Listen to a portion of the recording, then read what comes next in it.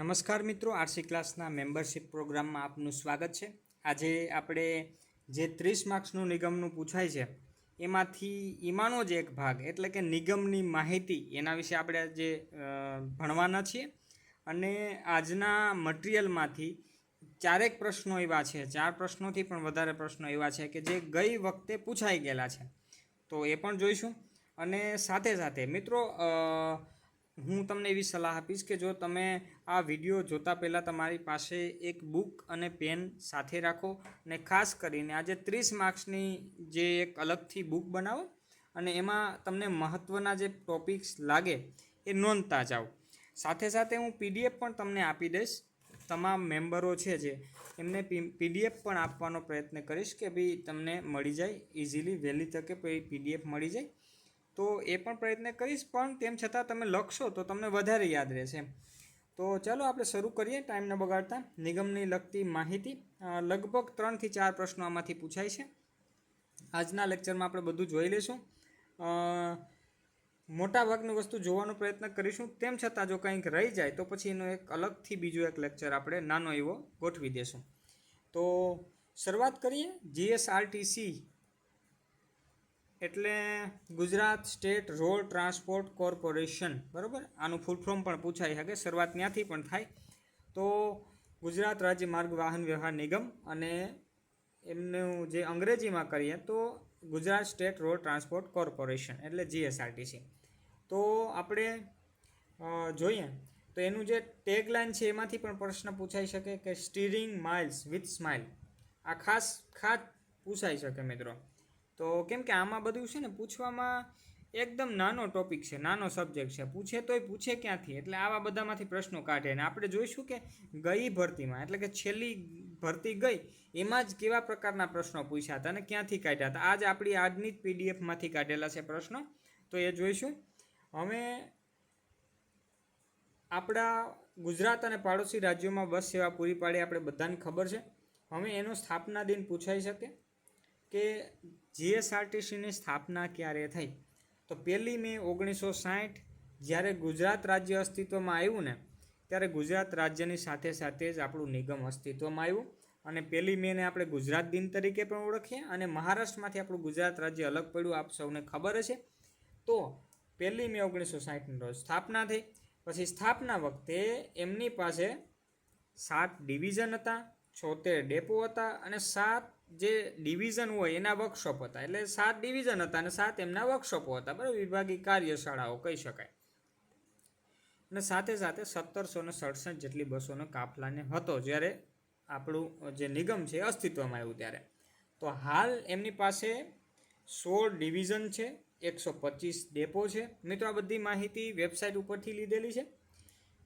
226 બસ સ્ટેશનો છે, 1554 જે પિકઅપ સ્ટેન્ડ છે અને 8322 જેટલી બસો નિગમ પાસે છે અને સાથે સાથે 39,795થી વધારે કર્મચારીઓ નિગમમાં કામ કરે છે, બરાબર। તો હવે એમની જે જાળવણી છે, એમનું વર્કશોપનું જે માળખું છે કેવું છે, તો કે ભાઈ દરેક ડેપોએ એટલે કે 125 ડેપોએ વર્કશોપ છે, એટલે નાની મોટી જે તકનિકી ખામી હોય બસમાં અથવા તો એમનું ડેઇલી મેન્ટેનન્સ હોય એ બધું અહીંથી થઈ જાય।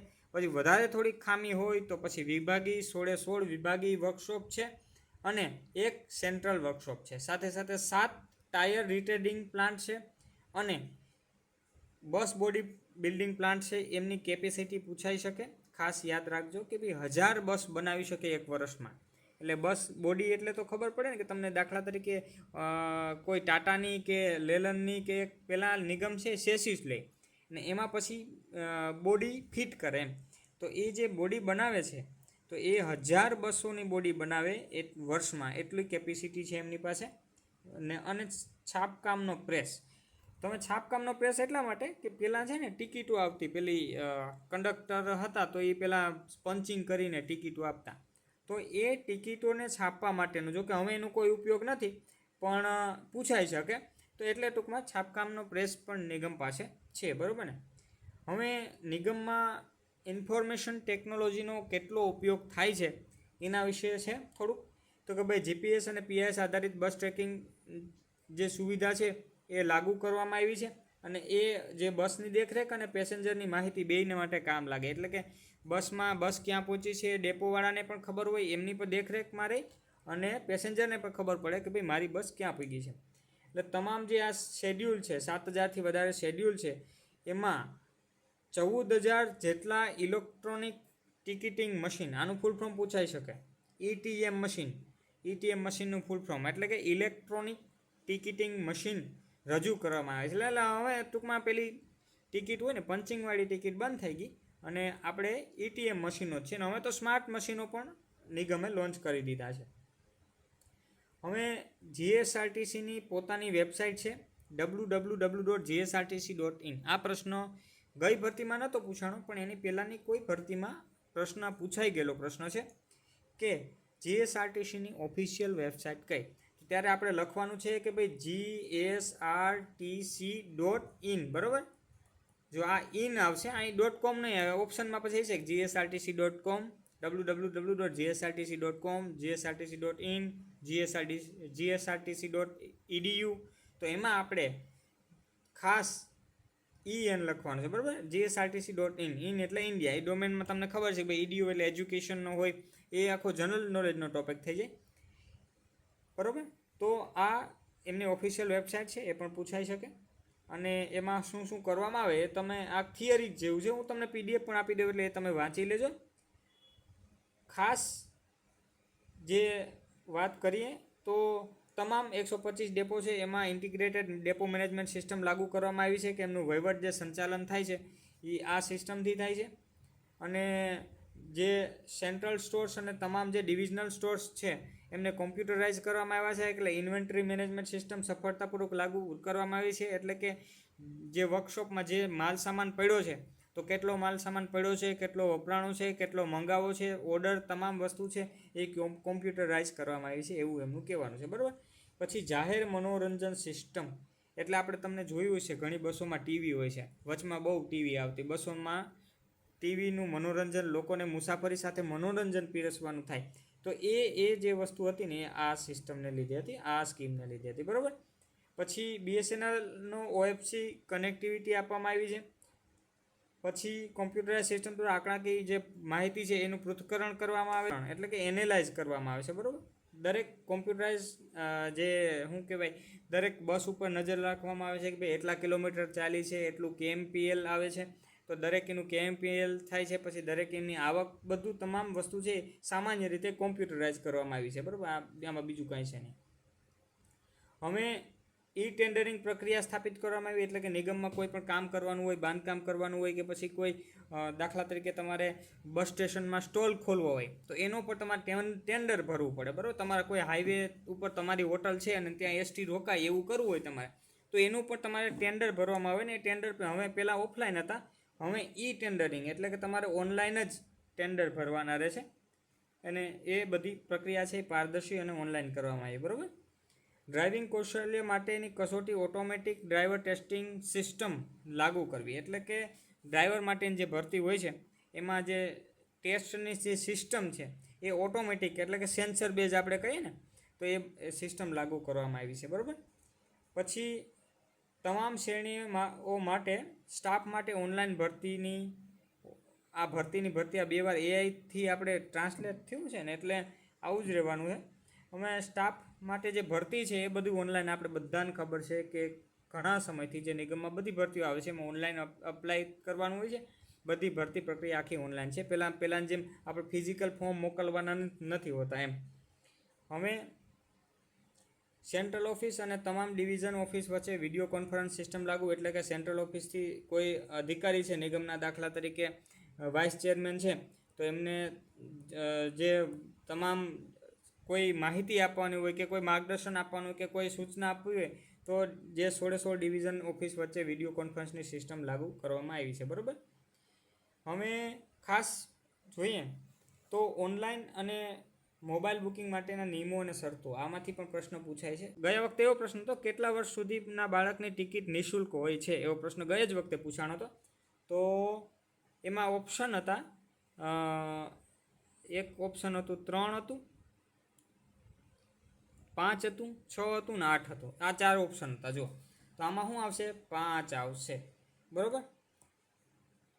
એટલે આ પ્રશ્ન ગયા વખતે પૂછાઈ ગયો હતો. એટલે આવા જ પ્રશ્નો આવવાના છે અને એકદમ ટૂંકી માહિતી પણ બહુ જ મહત્ત્વની છે. 3 થી 4 પ્રશ્નો તમને મળી જાય આમાંથી ઇઝીલી. તો 5 વર્ષની નીચેના બાળકોની ટિકિટ નહીં લેવામાં આવે અને જો 12 વર્ષથી ઓછા હોય, 5 વર્ષથી વધારે હોય અને 12 વર્ષથી ઓછા હોય તો એમની અડધી ટિકિટ, બરાબર, એમની અડધી ટિકિટ લેવામાં આવશે, બરાબર. ને 12 વર્ષથી વધારે હોય, 12 વર્ષ અથવા એનાથી વધારે હોય તો પછી એમની આખી ટિકિટ ગણવામાં આવશે એમ. પછી રિઝર્વેશનનો ચાર્જ ગણીએ તો કે 5 રૂપિયા ચાર્જ લાગુ પડે છે બુકિંગ માટે. ઓનલાઈન કે મોબાઈલ બુકિંગ માટે 5 રૂપિયા ચાર્જ પડે. કરંટ બુકિંગ માટે કોઈ ચાર્જ લાગુ પડતો નથી. અને આ એક પાછો પ્રશ્ન પૂછાઈ ગયેલો છે, મને મારા ખ્યાલથી પ્રશ્ન એવો પૂછાણો હતો કે ભાઈ કેટલા દિવસ, સામાન્ય રીતે જો પ્રશ્ન એવો જ હતો કે સામાન્ય રીતે જીએસઆરટીસી દ્વારા મુસાફરીના મહત્તમ કેટલા દિવસ પહેલાં ઓનલાઈન બુકિંગ ચાલુ થાય છે. આ પ્રશ્ન જુઓ. આ બીજો પ્રશ્ન આવ્યો કે જે ગઈ જ ભરતીમાં પૂછાયેલો હતો, બરાબર. એમાં ઓપ્શન હતા 30 દિવસ, 45 દિવસ, 60 દિવસ અને 90 દિવસ. તો આપણે ખબર પડી ગઈ કે 60 દિવસ અગાઉ બુકિંગ શક્ય છે. તમારા દાખલા તરીકે 2 વર્ષ પછી જવું છે તો અત્યારથી બુકિંગ ન કરી શકો, સમજ્યા? 3 મહિના પછી તમે ન કરી શકો. ખાલી 60 દિવસ પહેલાં તમે બુકિંગ કરી શકો. તમારે જવું છે તો એને 60 દિવસ પહેલાં તમે બુકિંગ કરી શકો. હવે ટિકિટ રદ કરવાનો ચાર્જની વાત કરીએ તો 1 દિવસ સુધી હોય તમારી મુસાફરી છે એની 1 દિવસ પહેલાં તમે કરાવો તો તમને 25% લાગશે ચાર્જ. 2 દિવસથી 5 દિવસ સુધી પહેલાં કરાવી દો તો તમે 20% લાગશે. અને 6 દિવસથી 60 દિવસ પહેલાં જ તમે કેન્સલ કરાવો એટલે કે મિનિમમ ચાર્જિસ તમારો આ કહી શકાય, મિનિમમ 15% ચાર્જ લાગે, બરાબર. કે તમે બુકિંગ કરીને પછી ડાયરેક્ટ કેન્સલ કરી નાખી તો પણ 15% તમારે ભરવાના રહેશે, બરાબર. કરંટ બુકિંગ માટે રિફંડ હોતું નથી, ખાસ યાદ રાખવાનું. જો કે આમાં તથ્યવાળા પ્રશ્ન નથી પૂછાતા, સીધા પ્રશ્નો પૂછાય છે એટલે વાંધો નથી, બરાબર. કે કરંટ બુકિંગ માટે કોઈ રિફંડ નથી. અને બસ છૂટ્યા પછી રદ કરવાની મંજૂરી નથી. એટલે કે દાખલા તરીકે એકવાર તમારી બસ છે એને સ્ટાર્ટ થાય છે ત્યાંથી નીકળી ગઈ ને તમારી ટિકિટ એમાં બુક છે તો પછી તમે એને કેન્સલ ન કરાવી શકો એમ. રિફંડની નીતિ વાત કરીએ તો 30 દિવસમાં રિફંડની અરજી કરવી જરૂર છે. આવો પ્રશ્ન પૂછાય કેટલા દિવસમાં રિફંડની અરજી કરવી જરૂર છે, તો 30 દિવસમાં. કેમ કે ઓનલાઈન તમે કરાવો છો તો સવાલ નથી, તો તમારે 7 દિવસમાં આવી જાય રિફંડ. પણ આ જે છે કે તમે ડેપોથી બુકિંગ કરાવો, બરાબર, તો તમારે 30 દિવસમાં રિફંડની અરજી તમારે ડેપોમાં ટૂંકમાં જવાનું ટિકિટ લઈને કે ભાઈ આ મને રિફંડ કરી દો, બીજું કાંઈ નહીં, બરાબર. અને જો બસ 2 કલાકથી વધી મોડી હોય તો સંપૂર્ણ અથવા આંશિક રિફંડ મળશે. જો આ જીઆર છે, ઘણીવાર આ પ્રેક્ટિકલ નથી મળતા આપણને, પ્રેક્ટિકલ રિફંડ નથી મળતું, પણ આમાં એવું નિગમની પોલિસી એવી છે કે જો બસ 2 કલાકથી વધારે મોડી હોય ને તો એને સંપૂર્ણ અથવા આંશિક એટલે કે થોડુંક પણ રિફંડ એમને મળે એમ. પછી જો શેડ્યુલ ક્યારે રીશેડ્યુલ કરવું કે મુલતવી રાખવું, બરાબર. તો જે બસ ચાલવાની હોય એના 24 કલાકમાં રીશેડ્યુલ કરી શકાય. જો આ વસ્તુ તમે પૂછાઈ શકે કે 24 કલાકમાં તમે એને રીશેડ્યુલ કરી શકો. એટલે કે તમારે દાખલા તરીકે જવું છે, તમે કોઈ બસ બુક કરાવી છે ને પછી તમારો સમય બદલો, શેડ્યુલ બદલો, તો તમે એને 24 કલાક તમારી ટિકિટ છે એના 24 કલાક પહેલાં તમે એને રીશેડ્યુલ કરી શકો. એટલે કે ફરીથી તમે બીજા કોઈ સમયે તેમને બુક કરી શકો. અને એમાં ફક્ત સમાન અથવા ઉચ્ચ વર્ગ માટે માન્ય જ છે. એટલે કે દાખલા તરીકે તમે એક્સપ્રેસનું બુક કરાવ્યું છે તો એમાં ફરીવાર તમે રીશેડ્યુલ કરો, એમાં તમારે કાં એ એક્સપ્રેસનું જ કરવું પડે અને કાં પછી એનાથી એક્સપ્રેસથી ઉપરનું જે વર્ગ છે ને એમાં જ બુકિંગ કરવું પડે એમ રીશેડ્યુલ માટે. બાકી એનાથી પછી તમે કે હવે મારે લોકલમાં જવું તો એ લોકલમાં રીશેડ્યુલ નહીં થાય, તમે સમજે. તમારે તમારો ટૂંકમાં જવાનો સમય બદલે તો એમ એના માટેનું છે. પછી એક જ વાર મંજૂરી, એટલે દાખલા તરીકે એક જ વાર મંજૂરી મળશે રીશેડ્યુલની. દાખલા તરીકે તમારે અહીંથી સોમનાથ જવું છે, દાખલા તરીકે તમે રાજકોટથી સોમનાથ જવું છે, પછી તમે એમ થયું કે મારે કાલે નથી જવું, પરમ દિવસે જવું, એટલે તમે પછી રીશેડ્યુલ કર્યો. અને પછી પરમ દિવસે પાછું તમને એમ થાય કે હવે મારે પછી મહિનો દી પછી જવું, તો એ પછી રીશેડ્યુલ નહીં થાય, ફક્ત એક જ વાર મંજૂરી છે રીશેડ્યુલને, બરાબર. હવે બુકિંગનો સમય બંધ એટલે કે દરેક વેબસાઇટ છે ને મેન્ટેનન્સ થતું. દાખલા તરીકે આઈઆરસીટીસી રેલવેની વાત કરીએ તો રેલવેની પણ વેબસાઇટ છે ને એ મતલબ મેન્ટેનન્સ થતું હોય તો આ પણ 23:50 એટલે કે અડધી કલાક સુધી જો આપણે 00:20 બરાબર ને, એટલે મધ્યરાત્રિની વાત છે કે 23:50 00:20 સુધી બુકિંગ છે, એટલે કે 30 મિનિટ કરાય. બરાબર, વેબસાઇટ છે મેન્ટેનન્સમાં હોય જનરલી, એટલે એટલા સુધી છે એ વેબસાઇટ મેન્ટેનન્સમાં હોય, એટલે બુકિંગ બંધ રહે છે ડેઈલી રાત્રે એમ. આમાંથી એવું લાગશે કે આ કાંઈ ઉપયોગી નહીં, પણ ખરેખર આમાંથી એક પ્રશ્ન પૂછાયો હતો ગયા વખતે, ગઈ જ ભરતીમાં પૂછાયો હતો કે નિગમના ટોલ ફ્રી નંબર કેટલા. આ પ્રશ્ન પૂછાયો હતો ગઈ જ ભરતીમાં.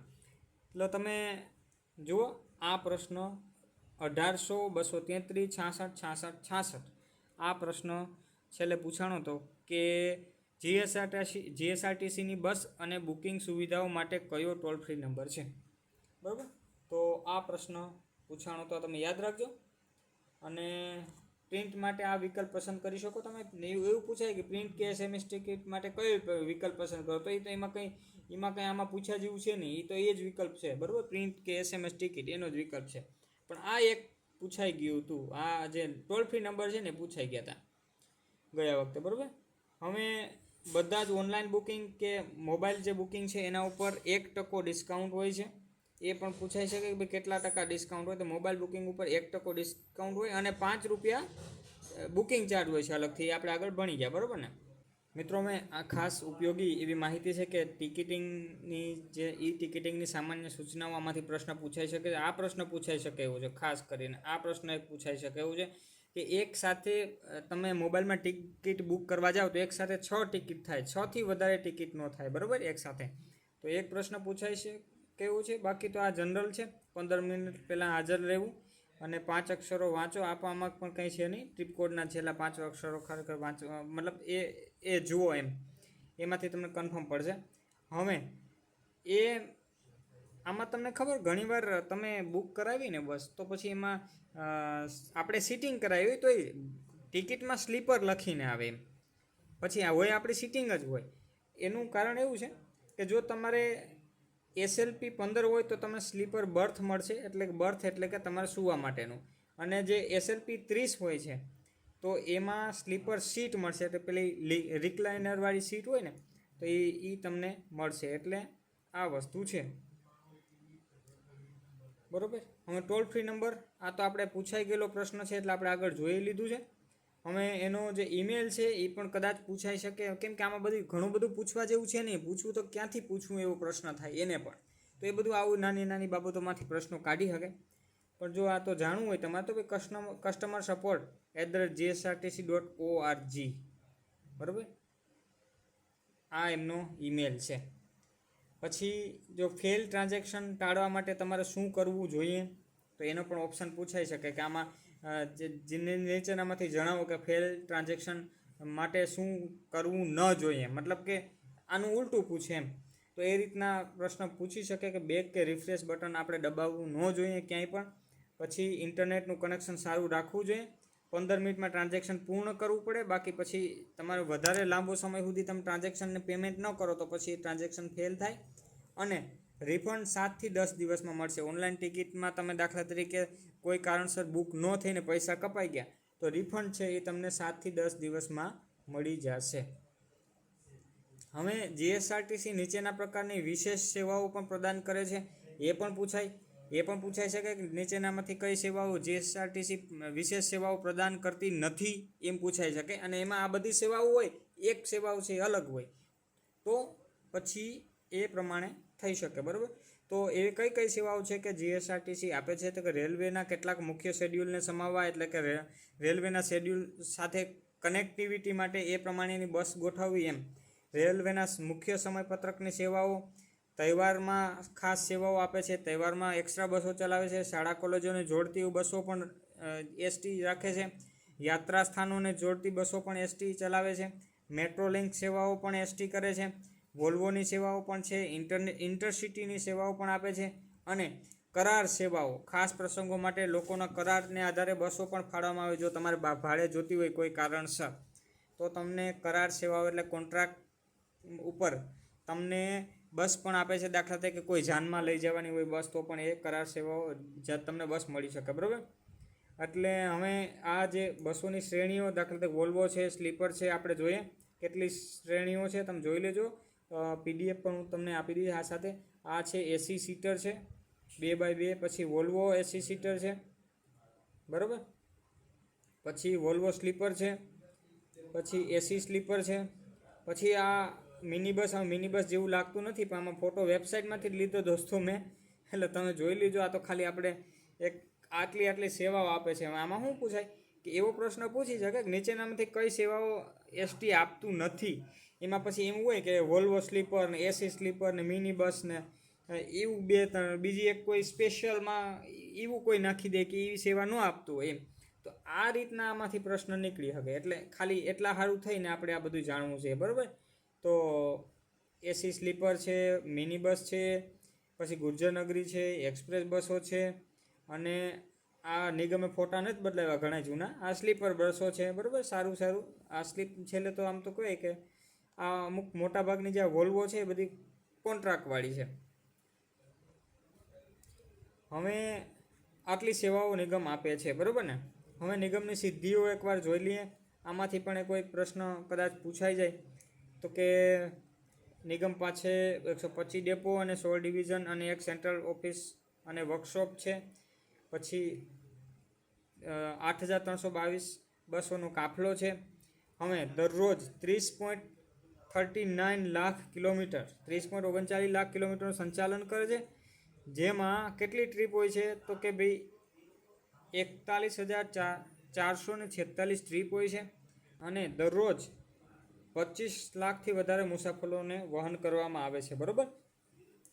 હવે રાજ્ય બહારના મહત્ત્વના સ્થળો પર જવા ઉપરાંત ગુજરાતના રાજ્ય બહાર તો જાય જ છે, સાથે સાથે ગુજરાતના 99.34% ગામડાઓ અને 99% વસ્તીને આવરી લે છે. જુઓ, એટલે આ બે વસ્તુ યાદ રાખવી જોઈએ કે 99.34% ગામડાઓ ગુજરાતના છે એમાં એસટી જાય છે, અને 99% રાજ્યની 99% વસ્તી સુધી એસટી પહોંચે છે, બરાબર. તો બહુ સારી વાત કહેવાય. હવે આ યોજનાઓ છે, પેસેન્જર ફ્રેન્ડલી યોજનાઓ છે, તો એ જોઈ લઈએ. આમાંથી પૂછાઈ શકે પ્રશ્ન કે દૈનિક મુસાફરો માટે 50% ભાડાના રાહત દરે ત્રિમાસિક અને માસિક પાસની યોજનાઓ છે. ગામડાની જે વિદ્યાર્થીનીઓ છે ખાસ કરીને, તો એના માટે મફત મુસાફરી. ગામડાની જે વિદ્યાર્થીનીઓ છે એના માટે મફત મુસાફરી છે. જ્યારે વિદ્યાર્થીઓ છે, મેલ વિદ્યાર્થીઓ છે, તો એમના માટે 82.5% રાહત દરે, બરાબર. 82.5%નું ડિસ્કાઉન્ટ આપે છે, બરાબર. ગામડાના જે વિદ્યાર્થીઓ છે એમના માટે, અને વિદ્યાર્થીનીઓ માટે મફત મુસાફરી છે. હવે મુસાફરી જે બાળકો માટેની વયમર્યાદા પહેલાં 3 વર્ષ હતી, બહુ જૂની વાત છે આ તો, અને પછી એ 5 વર્ષ કરવામાં આવી, બરાબર. પછી વાહન, આ ખાસ પૂછાય છે કે આ પ્રશ્ન પૂછાયેલો હતો, ગઈ વખતે પૂછાયેલો પ્રશ્ન છે કે એક મુસાફર દીઠ કેટલા કિલો જે લગેજ છે લઈ જઈ શકાય. તો આ પ્રશ્ન ગયા વખતેનો છે. તો એ 15 કિલો હતો પહેલાં, બહુ સમય પહેલાં. એની જગ્યાએ હવે પ્રતિ મુસાફર 25 કિલો વજન છે એસટીમાં લઈ જઈ શકે છે, કોઈ પણ લગેજ ચાર્જ વિના. પછી તમારે લગેજ ચાર્જ આપવો પડે, બરાબર ને. ઈ ટિકિટિંગની સુવિધાઓ છે, બરાબર, અને ઈ વોલેટની સુવિધાઓ છે, બરાબર. iOS મોબાઈલ ટિકિટિંગ છે એ બધું ઓનલાઈન કર્યું છે એનું છે, બીજું કંઈ નથી. પીઓએસ જે ડેપોના રિઝર્વેશન કાઉન્ટર ઉપર તમે પીઓએસ મશીન છે, એટલે કે તમે ક્રેડિટ કાર્ડ ડેબિટ કાર્ડથી પેમેન્ટ કરી શકો. દિવ્યાંગ મુસાફરો માટે પણ ઈ ટિકિટિંગ રજૂ કરી. એટલે કે પહેલાં છે ને દિવ્યાંગ મુસાફરો માટે માત્ર ડેપોમાં જ તમારે બુક કરાવવી પડતી, એટલે કે દિવ્યાંગોને ફ્રીમાં હોય એ રીતના હોય છે. એમની સાથે એ ટકાવારી મુજબ એમને એ પોતાની ટિકિટ ફ્રીમાં હોય કે પછી પોતાની સાથે એક અલગ વ્યક્તિને પણ ફ્રીમાં હોય ઘણીવાર. તો એ ટિકિટ માટે તમારે ડેપોએ જવું પડતું, પણ હવે એ તમારે એ દિવ્યાંગની ટિકિટ પણ તમે ઓનલાઈન કરી શકો, બરાબર. હવે જીએસઆરટીસીને અલગ ઘણા બધા વિવિધ ક્ષેત્રોમાં પુરસ્કારો મળ્યા છે. આ પુરસ્કારો બહુ ઘણા છે અને આ બધા યાદ રાખવા જરૂરી નથી. અમે મહત્ત્વના અમુક વસ્તુ છે તમે છેલ્લે મળેલા પુરસ્કારો છે ખાલી યાદ રાખશો તો એ હાલશે. અને બાકી બીજું કંઈ એમાં પુરસ્કારોમાં ગોખવાની વાત નથી. કેટલા ટોટલ 63 છે. આમાં ઘણીવાર ડુપ્લિકેશન થાય છે એવું મેં જોયું. દાખલા તરીકે મને એમ છે કે આ 59 અને 60નું છે ને એ બે ડુપ્લિકેશન થતું હોય છે. જો આ અંગ્રેજી અને ગુજરાતી જ છે, બીજું કંઈ નથી. એટલે આ એક વસ્તુ યાદ રાખવાની કે જે પુરસ્કારો મળ્યા છે એમાંથી રોડ સેફટીનો એક પુરસ્કાર મળ્યો ને, એ એક યાદ રાખવાનું છે કે ભાઈ આ વાહન મંત્રીનો એટલે કે ટ્રાન્સપોર્ટ મિનિસ્ટરનો જે રોડ સેફટી એવોર્ડ છે 2020-21માં મળ્યો હતો. એટલે એ એક પૂછી શકે, બરાબર. તેમ છતાં તમે જોઈ લેજો ને સૌથી વધુ એવોર્ડો છે ને એ KMPL માટે મળ્યા છે મોટા ભાગે, બરાબર. મોટા ભાગે KMPLના એવોર્ડો છે. ને બીજું ઘણીવાર કાર્યસ્થળ પર સલામતીના એવોર્ડ પણ, રાષ્ટ્રીય કક્ષાના એવોર્ડ પણ ઘણીવાર મળેલા છે, બરાબર. એ પણ જોઈ લેવાનું. તમે આ PDF હું તમને આપું છું, વાંચી લેજો, જોઈ લેજો. બધા એવોર્ડો મહત્ત્વના નથી, તમને અમુક લાગે તો જ કરવાના છે. અને છેલ્લા છે એ કરી દેવાના છે, બરાબર. 20-21ના છે છેલ્લે, બરાબર ને. આના સિવાય બીજું કોઈ ખાસ નથી, બરાબર ને. આ લગ્ન પ્રસંગ માટે આ ખાસ જે તે વખતે એક એક્સિડન્ટ થયું હતું ટ્રકમાં, અને તત્કાલીન મુખ્યમંત્રી સાહેબે આ યોજના રજૂ કરી હતી કે ભાઈ લગ્ન પ્રસંગ માટે ST આપણે ભાડે આપશું, આ ટ્રકમાં ન જવાય એમ. તો આ રીતના છે. અને બસ આજે લગભગ આપણે 4 માર્ક્સનું જોઈ લીધું. જો આ PDFમાંથી પણ 4 થી 5 પ્રશ્નો એવા હતા કે ગયા વખતે પૂછાયેલા હતા, બરાબર. તો આપણે મોટાભાગનું જોઈ લીધું. સાથે સાથે હજુ એક લેક્ચર આનો કરવો પડશે, ડેફિનેટલી કરવો પડશે. અને એમાં એ બે લેક્ચર જોઈશું તો નિગમની લગતી જે માહિતી છે એમાં પૂરું થઈ જશે. હવે એના સિવાય એ નિગમની માહિતીમાં જવલે જ કંઈ હોઈ શકે અને નવું હોઈ શકે. તો એ કેવું હોય છે, કરંટ અફેર્સવાળું છે. દાખલા તરીકે વચમાં પછી નિગમમાં દાખલા તરીકે ભાડું વધારે કે એના ચેરમેન બદલે જે પેલા જે મેનેજિંગ ડિરેક્ટર છે એ બદલે, તો આ વસ્તુ છે, સિમ્પલ વસ્તુ છે. તો એ આપણે કદાચ અલગથી ભણવાનું થશે. તો મિત્રો આ વિડીયોમાં ફક્ત એટલું જ. ફરી નવા વિડીયોમાં વધારે માહિતી સાથે મળશું. ત્યાં સુધી રજા આપશો. જય હિન્દ, વંદે માતરમ.